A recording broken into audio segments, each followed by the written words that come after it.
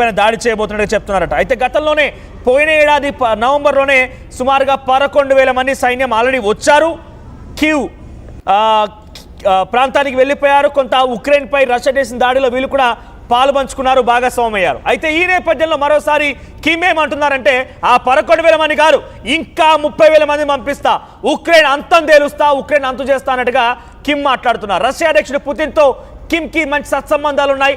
రష్యాకి support చేస్తూ Ukraine ఇక డైరెక్ట్గా ఉక్రెయిన్కి కిమ్కి ఎటువంటి విభేదాలు లేవు.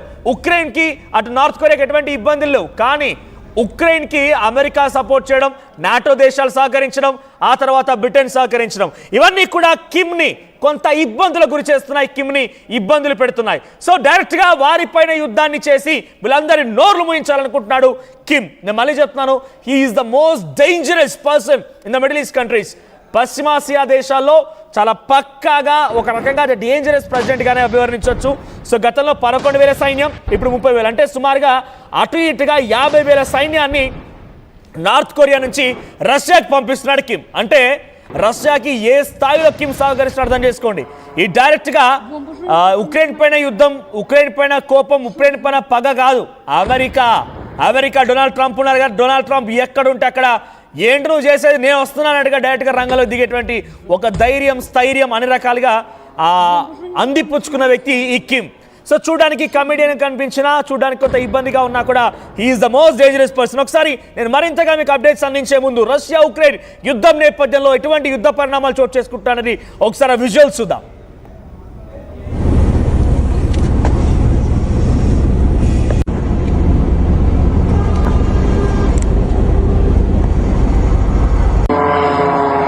Бомба же у него там на самолете. Еще взрыв.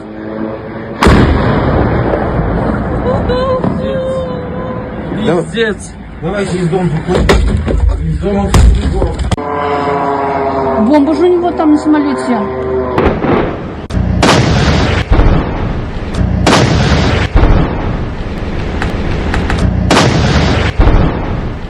అయితే గతంలో పంపించినటువంటి 11,000 మంది సైనికుల్లో 4,000 మంది ఆల్రెడీ కొంత ఇబ్బందుల పడి గాయాల పాలవడమో లేదంటే ఆల్రెడీ వాళ్ళంతా కూడా యుద్ధ నేపథ్యంలో వీరమరణం పొందడం జరిగిందన్నట్టుగా అక్కడి నిఘా వర్గాలు చెప్తున్నాయి. ఇదంతా కూడా ఈ డాటా ఎవరో కిమ్ చెప్పిందో రష్యా చెప్పిందో కాదు, ఈ విషయాల్ని మొత్తాన్ని కూడా అక్కడి ఉక్రెయిన్ ఇంటెలిజెన్స్ నిఘా వర్గాలు బయటపెట్టాయి.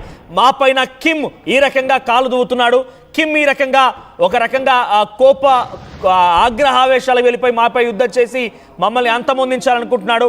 సో కిమ్ యొక్క చర్యలు ఏకంగా ఆ దేశాన్ని కూడా సమస్యల్లోకి నెట్టబోయబడుతున్నాయని చెప్పి ఇంటెలిజెన్స్ వర్గాలతో పాటుగా అటు ఉక్రెయిన్కి సంబంధించినటువంటి రక్షణ శాఖ మంత్రి కూడా మాట్లాడుతున్నాడు. అయితే నార్త్ కొరియా నుంచి సైనికులను రవాణా చేసేందుకు రష్యా ట్రాన్స్పోర్ట్ విమానాలను సిద్ధం చేసిందట. అట్ ద సేమ్ టైం వీరిని సైబీరియా, అక్కడ నుంచి నార్త్ కొరియా నుంచి సైన్యం రాగానే సైబీరియా మీదుగా ఉక్రెయిన్లోకి వీరందరినీ కూడా చొరబడేందుకు అన్ని రకాల ఏర్పాట్లు కూడా చేశారట. గత ఏడాది కూడా సైనికుల్ని తరలించేందుకు ఒక యుద్ధ నౌకని పంపిస్తే ఆ నౌక రష్యా ఓడరేవికి కూడా చేరింది. ఆల్రెడీ అక్కడికి సైన్యం వచ్చారు, నార్త్ కొరియా నుంచి పెద్ద మొత్తంలో వేల సంఖ్యలో సైన్యం కూడా వచ్చారన్నట్టుగా కీవ్ సంబంధించిన ఇంటెలిజెన్స్ నిఘా వర్గాలు చెప్పుకొస్తున్నాయి. ఇటీవల ఉక్రెయిన్కి సంబంధించినటువంటి డిఫెన్స్ మినిస్టర్ రుస్టెమ్ ఉమ్రోవ్ ఈ విషయాన్ని మాట్లాడుతూ కిమ్ సైన్యాన్ని పంపించి తనకు కూడా సమస్యని కొని తెచ్చుకుంటున్నారు. అంటే ఉక్రెయిన్ భావన ఎలా ఉందనంటే రష్యాని మేము ఆల్రెడీ ఢీకొడుతున్నాం, రేపటి రోజున ఉక్రెయిన్ నార్త్ కొరియా కనుక కిమ్ కనుక వెనక్కి తగ్గకపోతే ఇక కిమ్ అంతు కూడా చూస్తాం, మాతో పెట్టుకుంటే ఎవడైనా సరే డెఫినెట్గా ఇబ్బందుల పాలవుతారన్నట్టుగానే ఇండైరెక్ట్గా హెచ్చరిక జారీ చేస్తూ ఉక్రెయిన్ రక్షణ మంత్రి రుస్టెమ్ మాట్లాడుతున్నారు. సో అత్యున్నత దళాలని పంపించి అనవసరంగా రాద్ధాంతం చేస్తున్నారు, అనవసరంగా సమస్యలోకి నెట్టవేయబడుతున్నారని చెప్పుకొచ్చారు. అంతేకాకుండా పెద్ద ఎత్తున ప్యాంగ్యాంగ్ సేవలని, అంటే అక్కడి ఆర్మీ సేవలని, నార్త్ కొరియా ఆర్మీ సేవలని వినియోగించుకున్నందుకు గాను ఏడాది కాలం పూర్తయిన తర్వాత యానివర్సరీ సెలబ్రేషన్స్ కూడా జరిగాయట. రష్యాలో యానివర్సరీ సెలబ్రేషన్ జరిగితే ఆ ఉక్రెయిన్ రష్యాకి సంబంధించినటువంటి ఆ సత్సంబంధాలతో పాటుగా రష్యాకి నార్త్ కొరియాకి సంబంధించిన సత్సంబంధాలతో పాటుగా నార్త్ కొరియా తన సైన్యాన్ని పంపించి ఏడాది పూర్తయిన సందర్భముగా ఏకంగా యానివర్సరీ కూడా జరుపుకుంది. ఆ యానివర్సరీలో కిమ్ కూడా పార్టిసిపేట్ చేశాడట. సో ఇప్పటివరకు కొంత ఇజ్రాయెల్ ఇరాన్ యుద్ధం ఆగిపోయింది.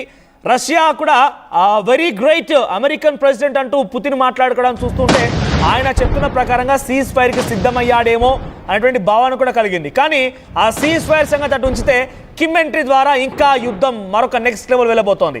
కిమ్ మళ్ళీ చెప్తున్నాను, the most dangerous president in middle eastern countries. Because ఆయన డైరెక్ట్గా గతంలో డొనాల్డ్ ట్రంప్ ఇప్పుడు కాకుండా పోయినసారి ఆయన ప్రెసిడెంట్గా ఉన్నప్పుడే నువ్వెంత నీ లెక్కెంత అని హెచ్చరించి ఒక రకంగా స్ట్రాంగ్గా వార్నింగ్ కూడా ఇచ్చారు. ఆ పరిణామాల నుంచి ఇప్పుడు మళ్ళీ ఉక్రెయిన్కి పైన యుద్ధానికి దిగడం కారణం మళ్ళీ డొనాల్డ్ ట్రంప్ ఎక్కడుంటే అక్కడికి వస్తానంటాడు ఆయన. ఇరాన్పై యుద్ధం చేసినందుకు ఇరాన్కి సపోర్ట్ చేసి నేను డొనాల్డ్ ట్రంప్ సంగతి చూస్తానని హెచ్చరిక జారీ చేశారు. ఇప్పుడు ఉక్రెయిన్కి సపోర్ట్ చేస్తూ అమెరికా ఇండైరెక్ట్గా రష్యాపై దాడి చేస్తున్న క్రమంలో కిమ్ మళ్ళీ వచ్చి నేను డొనాల్డ్ ట్రంప్ని కంట్రోల్ చేస్తాను, వెళ్ళి ఉక్రెయిన్ పైన దాడి చేయనట్టుగానే రష్యా అధ్యక్షుడు పుతిన్కి మరింతగా సపోర్ట్ ఇస్తున్నాడు. ప్రస్తుతం ఏదేమైనా రష్యా ఉక్రెయిన్ యుద్ధం చరిత్రలో అతిపెద్ద దాడిగా జరిగే అవకాశం కూడా ఉంది. అయితే ఇటీవల కాలంలో జరిగినటువంటి ఒక దాడి అతిపెద్ద దాడిగా అభివర్ణించవచ్చు. బికాస్ సుమారుగా కొన్ని వేల సంఖ్యలో డ్రోన్లు మిసైళ్లతో ఉక్రెయిన్ పైన రష్యా విరుచుకుపడింది. అదే స్థాయిలో ఉక్రెయిన్ కూడా గతంలో ఇక్కడ కుర్స్క్ అనేటువంటి ప్రాంతం ఉంటుంది, అది బార్డర్ ఏరియా. రష్యా ఉక్రెయిన్కి చాలా సమీపంగా ఉండే బార్డర్ ఏరియా.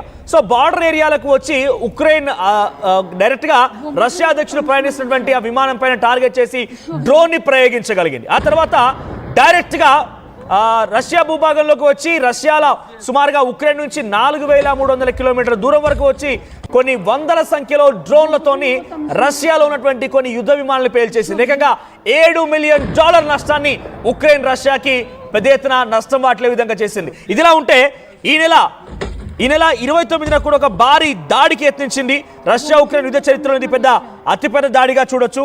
సో ఆ దాడి ఏంటంటే కనుక సుమారుగా 60 మిసైళ్లను ఉపయోగించింది. 477 డ్రోన్లు 60 మిసైళ్లను ఉపయోగించి ఉక్రెయిన్ వైమానిక దళం ప్రకారంగా రష్యా ఉక్రెయిన్ పైన చేసినటువంటి దాడిలో రష్యా నుంచి 500 డ్రోన్లు 60 మిసైళ్లు ఈ రకంగా ఉక్రెయిన్ ఉక్కిరి విక్కిరి చేసింది, ఒక రకంగా పటాపంచలు చేసేసింది. ఇక ఉక్రెయిన్ వైమానిక రక్షణ వ్యవస్థల దగ్గర నుంచి 385 డ్రోన్లు మరియు మిసైళ్లను కూల్చివేసినట్టుగా పేర్కొన్నప్పటికీ కొన్ని దాడుల్లో విజయవంతంగా లక్ష్యాలను చేరుకున్నాయి.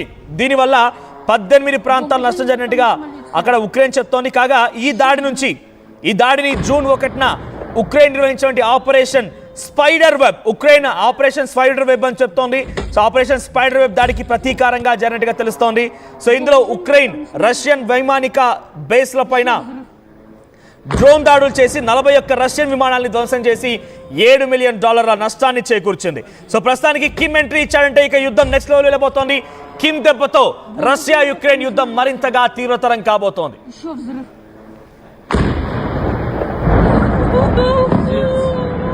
Пиздец. Давай,